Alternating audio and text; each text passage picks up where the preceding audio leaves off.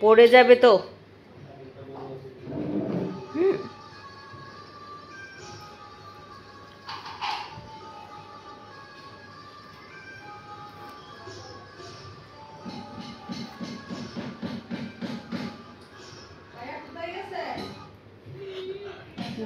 দেখে যা কি করে।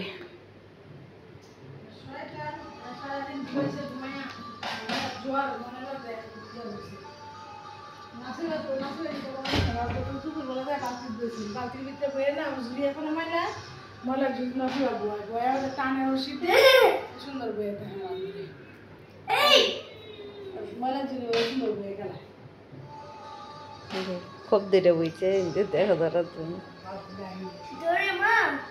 হ্যাঁ ধরেছে।